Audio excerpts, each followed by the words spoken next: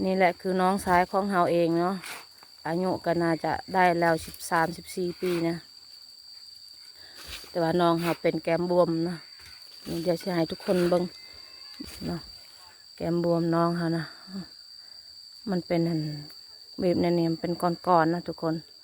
นี่ใหญ่เลยนะมันบ่เศร้าเลยคันบ่อยบ่ได้คันเนาะ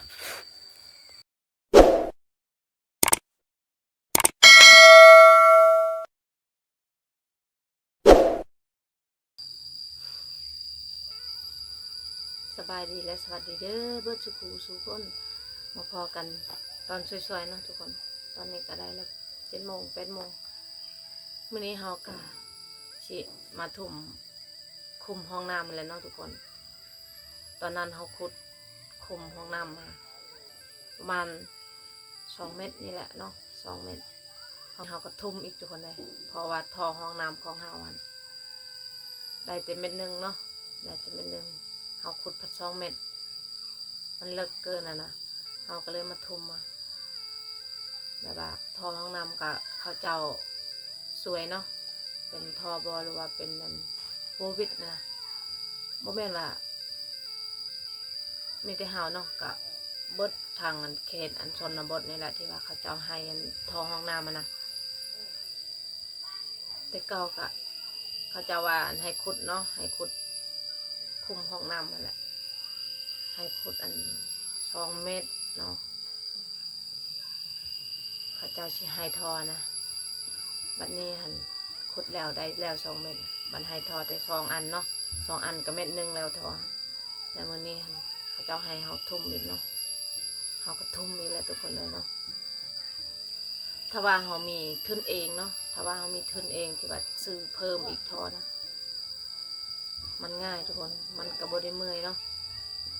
ซื้อมาแล้วก็ใส่อีกแต่ว่าเฮาบ่มีทุนนะทุกคนเลยเฮาบ่มีทุนว่าสิซื้อใหม่เนาะซื้อมาเพิ่มอีกนะเฮาก็เลยมาทุ่มแล้วบัดนี้แต่ว่าเมื่อยทุกคนเลยสุดยอดเลยเมื่อยย่าให้ก็ยังบ่ทันแล้ว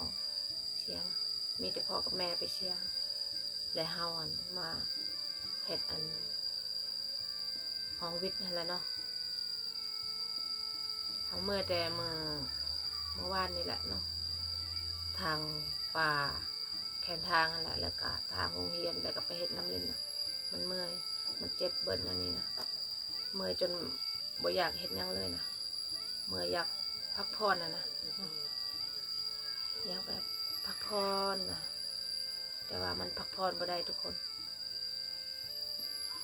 เฮ็ดให้มันแล้วเนาะคนอื่นเฮ็ดแล้วบ่แล้วคุมตัวนั้นเขาเจ้าเฮ็ดแล้วมาแล้วเนาะยังแต่คุมบ้านเฮานี่แหละยังว่าบ่ทันเฮ็ดเนาะแล้วมื้อนี้เฮาก็สิเฮ็ดทุกคนเลยฝากเป็นกำลังใจให้เด้อทุกคนเดี๋ยวเฮาสิพาทุกคนไปเบิ่งไปชมนำกันนะ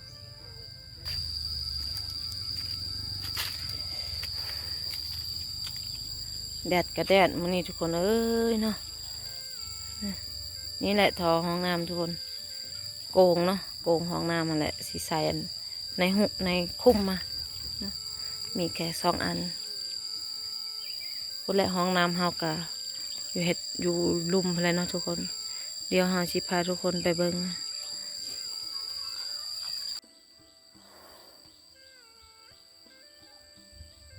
อันนี้อยู่หลังเฮือนเฮาทุกคนเนาะแล้วแดดอีเลยมีหมักนัดนำทุกคนเลยเนาะ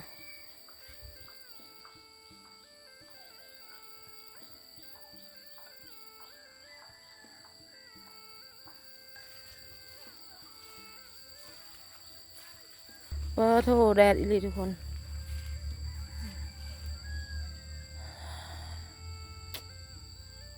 หกคักหกแน่แหละวันนี้คุมเฮากับเลิกอีลีเนาะปลูกมะม่วงทุกคนมะม่วงเห็นบ่ทุกคนมะม่วงคนอื่นละดกเนาะจนกินบ่เบิดนะแต่ว่ามะม่วงเฮาหันหน่วยเดียวหันแหละเนาะ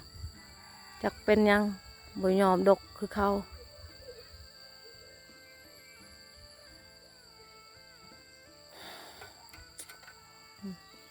เดี๋ยวเราสิมาอนามัยก่อน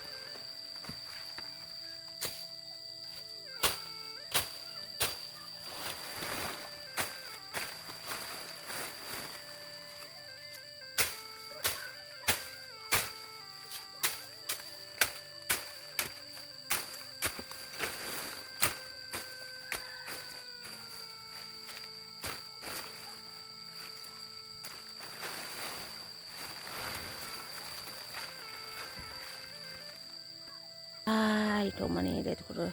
เนาะแดดแกแห้งอีหลีบ้าง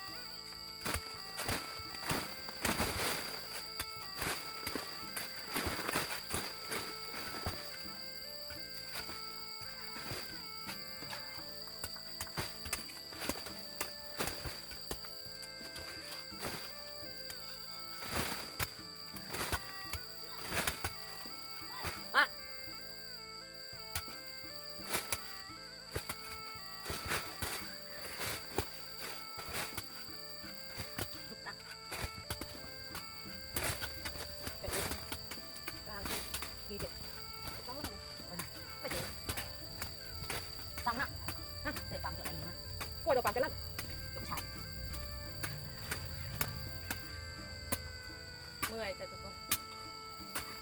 วันนี้ก็น้องสายมาช่วยอ่ะ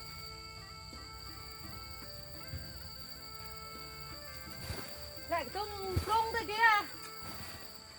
จุ่มปรุงด้วย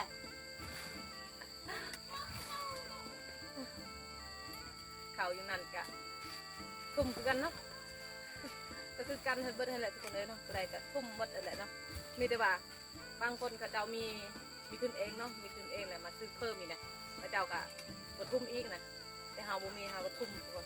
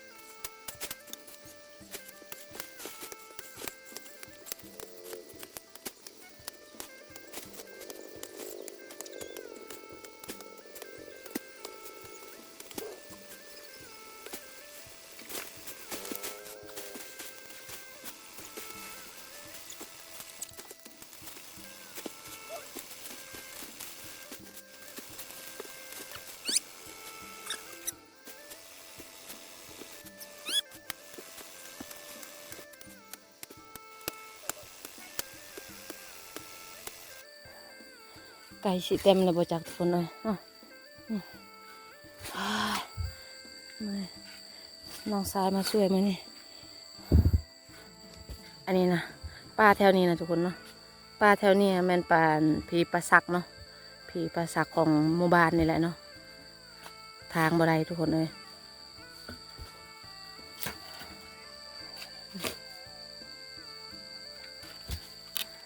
สองผัวเมียนั้นกระทุ่มคือกันเนาะนี่แหละคือน้องชายของเฮาเองเนาะอายุก็น่าจะได้แล้ว13-14 ปีนะแต่ว่าน้องเฮาเป็นแก้มบวมนะ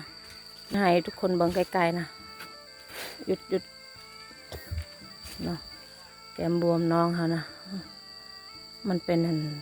แบบนี้มันเป็นก้อนๆนะทุกคนนี่ง่ายเลยนะมันบ่เศร้าเลยคันบ่บ่ได้คันเนาะยามมันคันมันก็คันยามมันบ่คันมันก็บ่คัน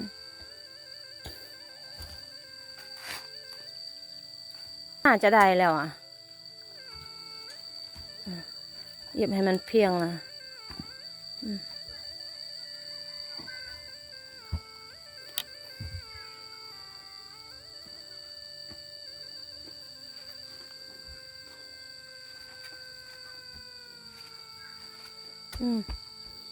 พอละน่าจะได้แล้วนะ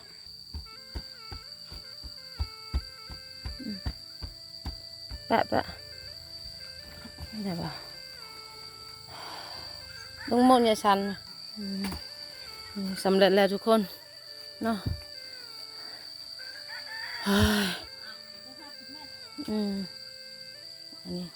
อันนี้ก็จะเฮ็ดอันเสาห้องน้ำอะไรทุกคนเนาะชี้เสาฮะ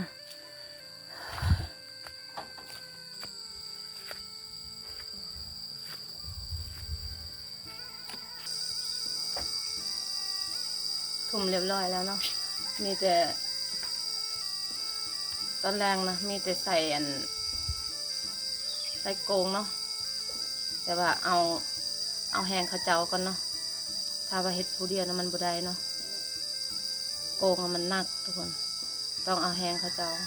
4-5 คนกันแหละเนาะทุ่มเรียบร้อยแล้วบัดนี้แล้วก็สิปิดคลิปก่อนทุกคนขอขอบคุณเด้อที่กดติดตามรับชมฝากกดไลค์กดแชร์เพื่อเป็นกำลังใจให้แน่แล้วพบกันใหม่ EP หน้าสำหรับ EP นี้ลาไปก่อนสวัสดีเด้อไปก่อนทุกคนสิกินข้าวยังบ่ทันกินข้าวเช้าเนาะ